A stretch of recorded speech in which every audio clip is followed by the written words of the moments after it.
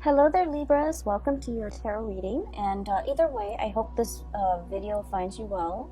I hope that this reading is still timely and relevant and resonates with you.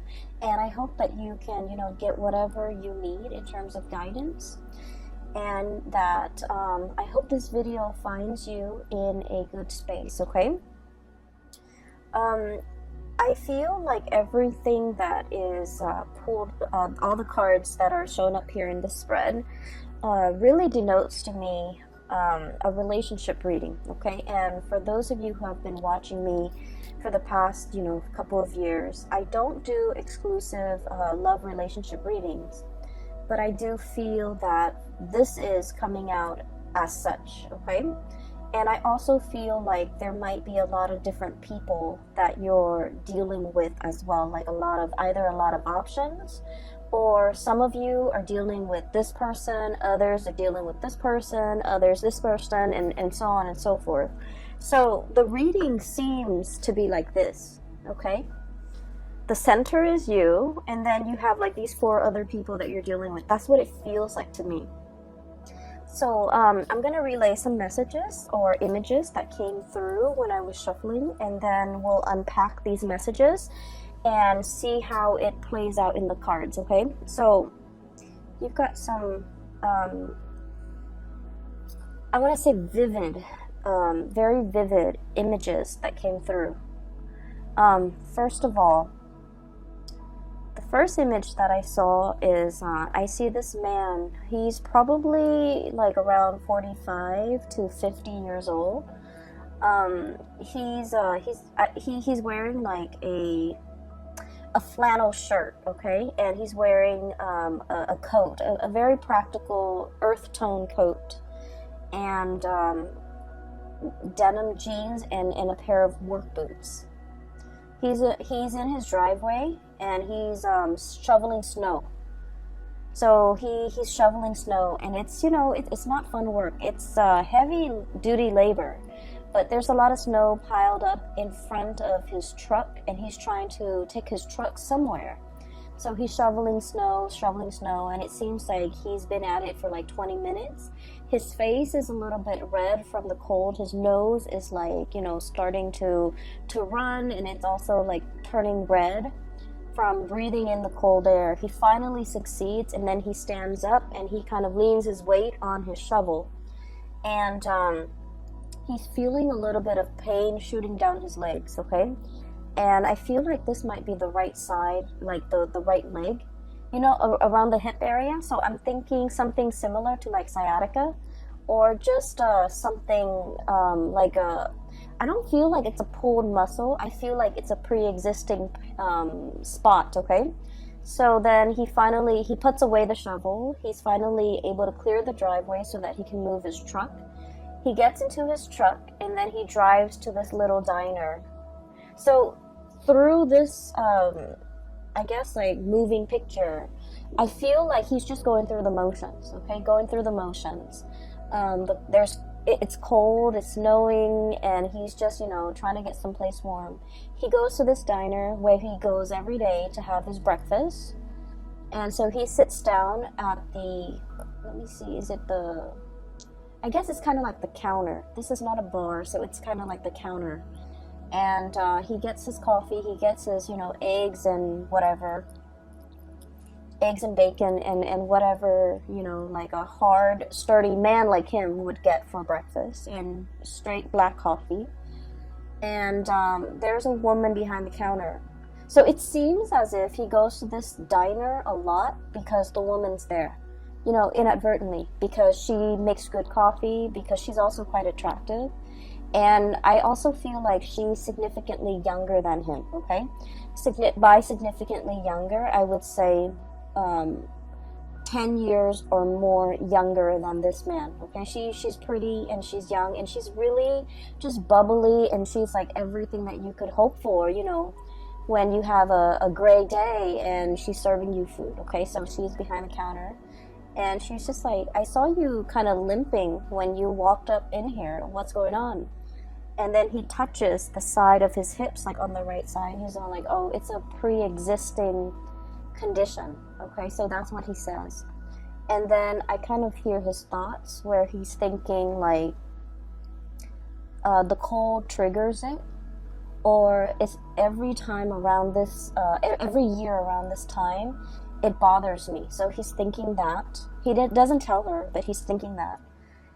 She serves him his food, and he's looking at her, kind of like doing her thing behind the counter. And I feel like he's thinking as well to himself that, you know, if I were younger, I would love to have a woman like that by my side. Okay? He's not thinking anything inappropriate. He's just thinking that she's a very lovely lady. She's pretty, she's nice, she's kind, and she seems very observant. So he's thinking that, but he doesn't let his feelings show. So this is a man who's got a very, very rough exterior. He's probably like a blue collar, you know, day laborer. Not that there's anything wrong with that. I just feel like, you know, he's somebody that fixes things. He's somebody that uses his hands and uses a lot of force with his job, right? So you don't see the tenderness or the softness in him, but his thoughts are very soft and tender. You don't see it on the exterior of this man, but I feel like, you know, he's got a good heart, okay? He's an honest, hardworking, good man. And the scene cuts out. So, what I was seeing here is, I feel like for some of you, you might be the waitress or the hostess or the person working behind the counter. Okay? You might be in a position where a lot of people that you normally might not consider your type are kind of secretly admiring you from afar. And this kind of harkens back to the Aries reading that I did, where Aries, they have a lot of admirers and a lot of suitors, but the suitors are kind of looking at Aries like they want to have a screaming good time with Aries. But I feel like your admirers are thinking like you're a really good person, you're a really good man, or you're a really good woman, and they wish they could find a really good man or a really good woman like you. They see the gentle way in which you deal with people. They see the friendly way and the ease in which you have conversations with others. They see the ease in which you're able to smile and make people feel at ease. And I feel that it's really comforting for, it's just like, you know, they're naturally very drawn to you. And what's really interesting is with Aries, and the reason I mention Aries, excuse me for those who are not familiar, Aries is your opposite sign, it's your shadow sign, okay? So the energy playing out for Aries in their love sector is also very similar to you. But with Aries, because they're a fire sign, they attract very fiery types of personality as well, where their admirers declare, you know, verbally declare their love to them. And I feel like whereas for you guys as an air sign, all of these thoughts and feelings are felt by your admirers, but it's kept in the mind, it's kept in the mental space. Does that make sense? I hope that makes sense. And I just feel like if you find yourself in a situation where somebody keeps crossing paths with you, I don't think it's an accident. I think that they're purposely, either purposely or subconsciously, very drawn to you, and they want to be in your presence and they want to be around you. So it's not just, you know, serendipity or like, oh, coincidence. You're here. You know, I saw you the other day over there and now you're here. What are the odds? They're not stalking you or creepily invading your space. I don't feel that. I don't feel any creepiness or any stalkerish vibe. I feel like subconsciously they're very drawn to your warmth. And funnily enough, I did the reading for Aquarius and Gemini, and in one of those readings, your fellow air signs, I mentioned that somebody was very drawn to your warmth. So for whatever reason, you know, air signs are not typically like considered warm. No offense, we're not considered warm. We're considered friendly and easy, and you know, easy to talk to, but not super warm the way that a water sign would be. But for some reason, I mentioned, I think it was the Aquarius reading, that people find them very warm.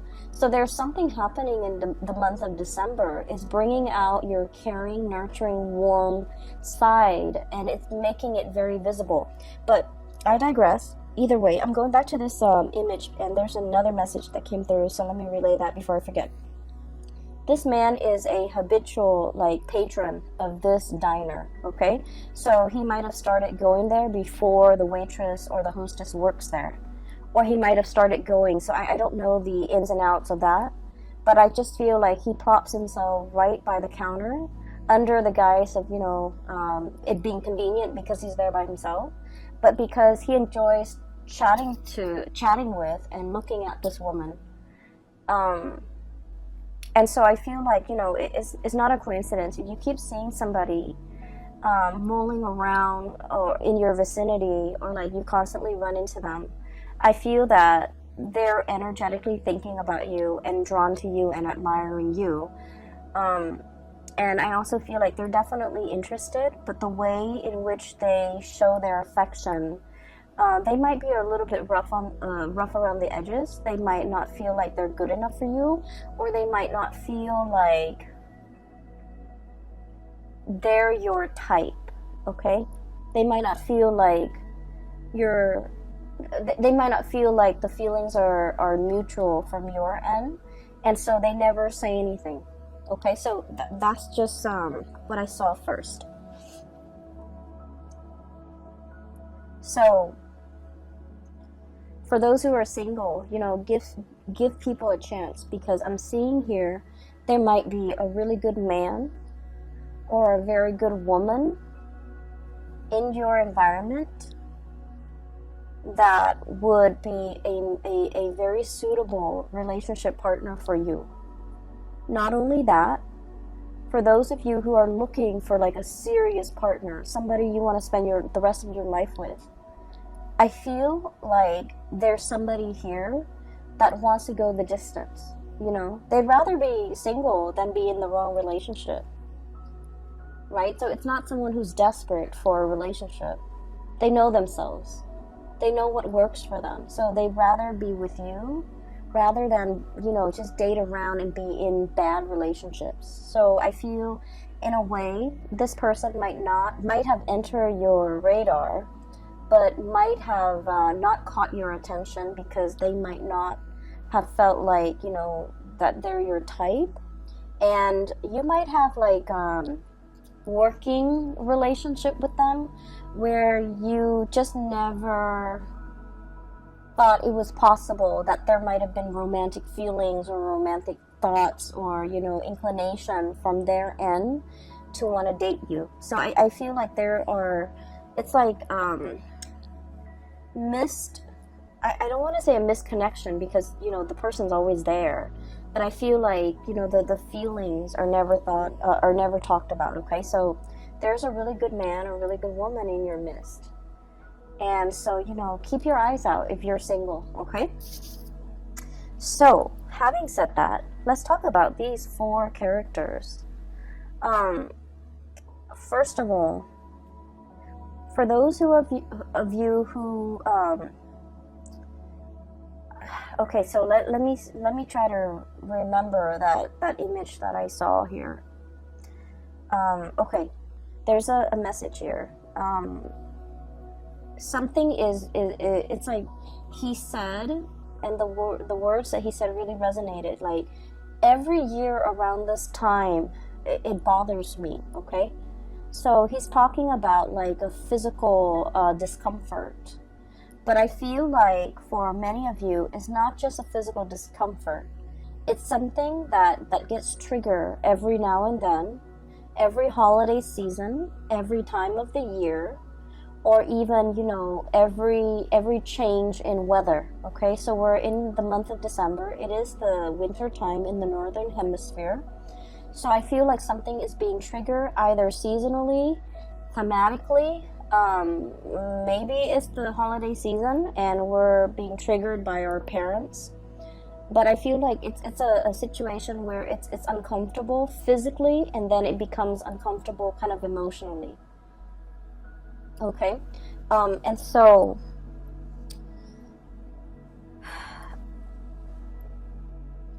I do feel like there might be a lot of squabbling between you and a significant other over something that gets triggered every year around this time.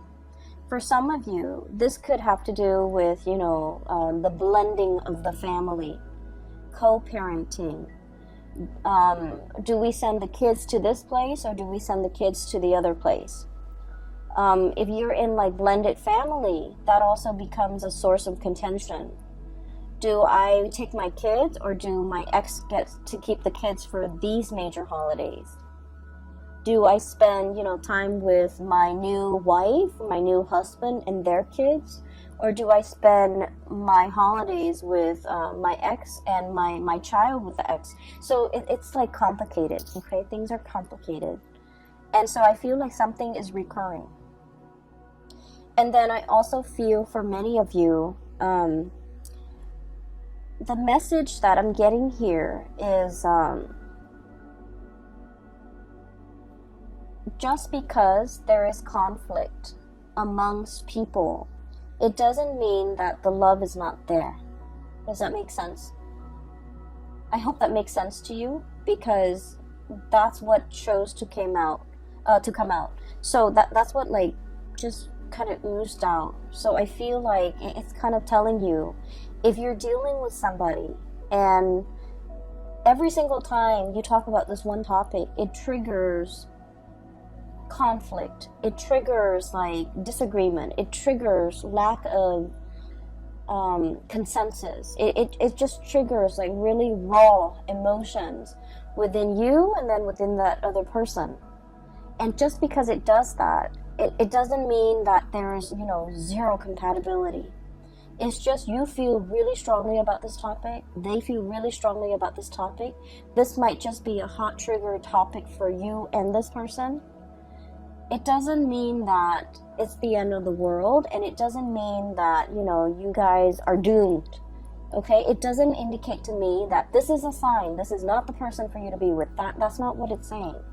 It's saying that even the best relationships, go through periods of abundance and drought. Even the best, healthiest relationship involves quarrels, involves disagreement.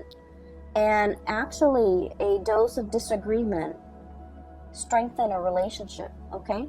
So once again, I'm going to give that analogy with the tree. I don't describe it very well, but I'm just going to try. So when you have a tree, okay, the tree has to deal with inclement weather. It has to grow in a place where there's a lot of wind, where there's a lot of rain, where there's a lot of just, it has to be exposed to the elements for the trunks to become stronger, for the tree to learn to grow straight. And so adversity is the stuff of life, okay? It fortifies us, it makes us stronger. So arguments within the relationship serve the same purpose in that it strengthens the relationship. It allows you to stand your ground, and it allows the other person to stand theirs. It allows the two of you to learn to compromise, to learn to work around each other. It strengthens the relationship. So every relationship requires a healthy dose of arguments, disagreements. Okay? And the reason why I say this is we have the Five of Swords, which is bickering. So you see this card, there are 3 chickens, and it's clucking. You know how when the chickens just cluck? It's very irritating, it's very annoying. And at the end of the day, it's just clucks, just noise. No one is really hearing one another. But it's joined up here with the Two of Cups. And this is a reminder for us this holiday season when we're dealing with like a lot of people, when we're dealing with coworkers, office parties, family gatherings, meeting everybody from, friends and relatives and who they're dating, keeping everybody's uncles' names and aunts' names straight. We're in this environment where we're not gonna get along. And I keep hearing this as well. The topics of politics and religion will come up. And, it's such a hot trigger topic nowadays. So we're not always gonna get along. But we don't have to get along. With this Two of Cups here, it's a gentle reminder for us that, we're not human unless we have strong opinions about things, right? Unless we can think for ourselves, and unless we know what we believe in and what we don't believe in, what is total rubbish. And so it's really telling you to pick your battles, because the Five of Swords is mindless bickering, whereas the Two of Cups is about camaraderie. It's about calmness and tranquility and compatibility. So pick your battles, but at the same time, a healthy dose of conflict, if we don't take it personally, is very good for fostering solid, strong relationships. And, Libras, you guys are the gentlest signs of the zodiac. I feel like you guys and Cancers are very gentle, are very kind, loving people. You're also very conflict avoidant. You will stand up for the things that you believe in, but you don't want to argue with somebody, especially if they're not very knowledgeable. You don't want to waste your time. And then you also don't like it when other people argue, okay? It ruins your vibe. It ruins the ambiance, and it makes you uncomfortable. And so I would say, being around this environment might not be all that bad, because I feel that some things need to be addressed. Some things need to be kind of brought to the surface and talked about, so that we can fortify our relationships, okay? It's sort of like with family members. It's a love-hate relationship, right? We get, you can't live with them, can't live without them. There's a lot of conflict, there's a lot of bickering. They know how to push your buttons, but at the same time, there's, unconditionally, there's a lot of love. So it's one of those situations where take the good with the bad. That's life, pretty much, okay? So there's this person here where, you can't get along, but it doesn't diminish the love, okay? And then I have another person here that is very loving, very attractive, very beautiful. And it's showing up here as the Empress. This is somebody with children. This is somebody you might have children with. And we have the Ace of Pentacles. And the Ace of Pentacles is possibly the beginning of something. So for some of you, you might be contemplating, going after somebody that you're really interested in. You might not have children, they might have children, and so you're kind of slowing your buying your time, or pondering, and if this is a good thing to get involved in. Give me just 1 second. Sorry about that. So I was talking about this person right here, and I feel like, they have a really good heart. So it's showing up as the Empress. This is the caretaker, the nurturer, the giver. This is someone who's also very attractive. They're beautiful or handsome. They take good care of themselves, not in a vain, way, but they're very presentable, okay? And I also feel like they're very good with animals. They're very good with children. When people are good to animals and are good to children, they're just a good person, okay? So I feel like you and this person might be on the verge of either tying the knot, taking a relationship, somebody asking somebody, approaching someone to ask. They could be approaching you, you could be approaching them for hey, do you want to go out for dinner? I'm interested in you. So there's some type of an offer coming through with this person here. And then I also feel like, you might be single without children. They might have children. You might have children. They might be single without kids. There is definitely an age difference, okay? So I'm seeing this could be, that hostess at the diner. You might be a little bit older, and you're interested in her, or him, or the other person, one person is older than the other, so there's an age difference here that I'm sensing. And I feel like it is a very good match. And I feel that, you know, if you're the one without the children, their children are very well behaved, and they will embrace you like family. They will treat you like family. They will, you know, invite you into the fold. Okay, so I feel like there's a potential here for a really good relationship.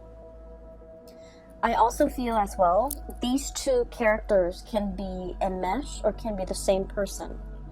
But just because there are occasional conflicts, and just because you can't get over this one thing, it doesn't diminish the love in this situation in any way. All right? I feel like some of you are thinking about, you know, traveling, spending like a large amount of money traveling as a unit, traveling as a family. So you're possibly saving up, like measuring out your coins, measuring out your pentacles, saving up so that it's like you've been planning this and you want to do like an extravagant getaway.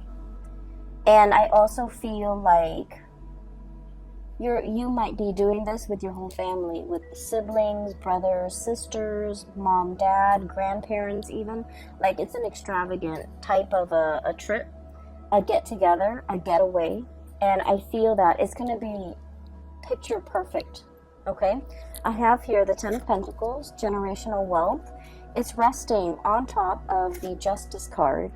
So I feel like, you know, generosity, everything will be balanced out if there has been squabbling. And, you know, at the end of the night, when everyone's a little bit tipsy from the food and the wine and the drinks, and everyone takes that family photo, it's going to come out great. So I see a lot of togetherness, a lot of, you know, camaraderie, and just a tremendous amount of love here coming through from this spread. That indicates to me, you know, no matter what, it's going to be fine. And so, what I also feel as well, when I saw that man kind of talking about, you know, every time around every year around this time, it bothers me. I'm getting an image of snow, okay, like the cold, the snow. It could even be the month of December. Something happened last year around the month of December where somebody exited the picture. I feel like somebody exited the picture. And then this month in December, I feel like they might have also exited the picture, and you're missing this person. For some of you, this could be a fire sign, a Sagittarius, an Aries, or a Leo. We have the King of Pentacles. I'm sorry, the King of Wands. So this is the fire sign. Sagittarius, Aries, or Leo, and the Five of Pentacles. Leaving the picture, left out in the cold, there might not have been a lot of communication between you and this person. You're looking at them, thinking and wondering what they're up to. They're thinking and wondering about you, what you're up to. For many of you, this is like a relationship that never got off the ground. Misconnections. I feel like the other person had to do something to get their career or their work in order. I also feel like you had things in your life that was preventing you from being in a relationship with this person. Okay? And I do sense for many of you, you might be in another relationship and you admire this person. I feel like the feelings are very mutual. You like them, they like you. But for whatever reason, they were going off to pursue their career. You might have been in another relationship and you couldn't be with them. So the feelings are felt, but I feel like out of the sense of responsibility and morality and ethics, nobody did anything because because they didn't want you to stray. You also didn't want to stray. And so there was like a missed opportunity here. And I feel like, you know, there's a thing here about timing and seasons and December. So whatever happened, you know, last December, it's bringing back the same sense of abandonment, the same sense of nostalgia, the same sense of lack, and the same sense of like lack in communication, you know, lacking in communication, not wanting to be on the outs with this person anymore, being a little bit as well, I want to say like, it's stirring up a pain, okay? It's stirring up like a discomfort, a pain. And you wish that it wasn't there. You wish that it wasn't there. You wish that you could find a way to, you know, it's like, it's a recurring thing. So like it comes back in very unexpected ways. There might be symptoms, there might be things that trigger it, there might be, you know, communication from the person, or even thinking about this person, or thinking about the time you spent with this person in December last year, in December this year. So there's an element here about, you know, cycles, something being very cyclical. It's recurring, it's coming back. And especially for those who are single, it might be a really good time for you to contact this person and reach out, because they're looking at you, you're looking at them, and I do feel this tremendous sense of longing, missing, wanting. And it's not like a passionate sexual way. I feel like there's a lot more depth to this. It's an emotional connection, okay, where like in their presence you feel whole. You feel like you're on top of the world. And so if you're single and if you want to reach out, it is a really good time for you to reach out, because I feel like they're looking at you and they're wondering what you're up to. And so a hello would go a long way, okay? I'm also feeling as well, for some of you, you might be in a relationship, or somebody might be in a relationship and they're admiring you. They're not doing anything about it, but there's also this tremendous sense of passion. Ace of Wands, okay? New beginnings, a newness, like a spark. Just imagine you're in like a dark cave and you can't see what's ahead. You can't see what's behind you. It's dark. It's a little bit damp. You're not able to perceive like where you're going. And then all of a sudden there's a match, and then a spark, and then a torch, okay? And it brings light and it brings visibility to this dank and dark cave. That's what this card represents. It's like, I once was lost and now I can find my way. Now I can see. That's what it feels like to me, because there's a spark of passion here that somebody is coming in, igniting in your life, or you are coming in igniting this spark in somebody else's life. And once we have been ignited, you know, matches are like single use, right? So it denotes to me this is like a once in a lifetime, or this is like something that is very extraordinary, something that is very unique, something that comes once in a lifetime, something that brings us, you know, into a new sense of being. And so I feel like the presence that you have in somebody's life, whether or not you are aware of it, it is very transformative. And keep in mind, it is single use. So it's like they can't find another one like you. You can't find another one like them. And without this person's presence in the picture, life is just not the same. And so if you're dealing with this energy and you're not really sure what you should do, I would say, you know, the month of December is about closure.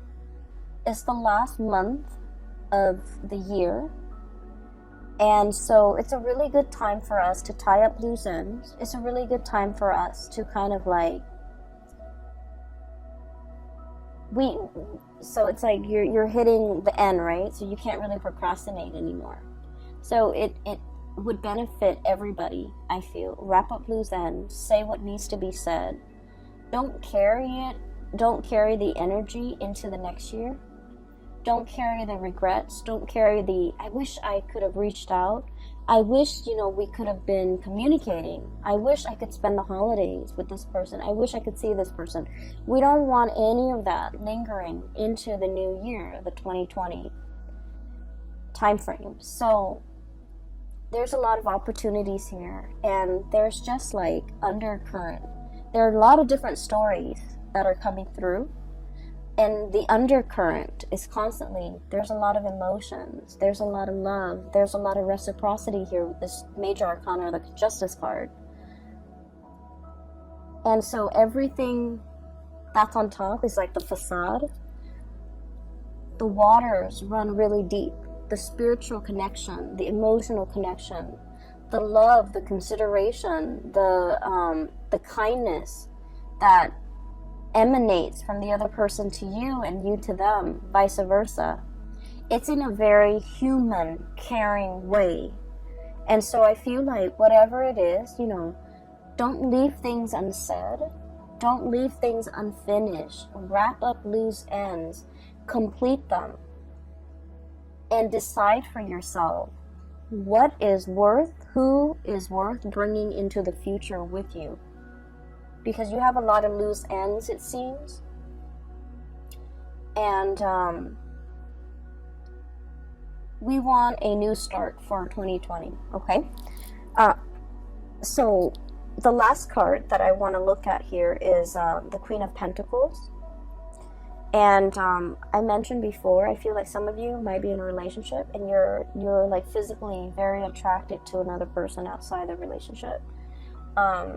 I feel like somebody who might also be in a relationship that you're very attracted to is attracted to you. And I see this sense of like somebody, both of you and the other person, are very aware of that there might be obstacles, and you guys are not acting on it because you want to, do things the right way. You don't want to infringe upon their home life. They don't want to infringe upon yours. You don't want to be the other woman, the other man. They don't want to be the other woman or the other man, or even put you in that situation. So this is a situation that's very exalted, because I feel like, two people foregoing their lust for one another out of respect for one another, out of respect for the sanctity of marriage, out of respect for like the spouse or the woman or the spouse, the wife or the husband. So it's like, I can admire you from afar and we can care about each other, but we're not going to act on it. So that's very admirable and that's very honorable, and I feel like it's coming through from your end and from the other person's end. Okay, so wrap up loose ends. Okay, do what you have always wanted to do, and speak from the heart. When you speak from the heart, people listen. Try that next time. I'm gonna leave it at that, Libras, and I hope this reading resonates. I hope it is helpful for you, and I wish you all the best. Okay, have a wonderful time with your loved ones and your family and the people that matter. And I wish you all a blessed new 2020. Okay, take care of yourself.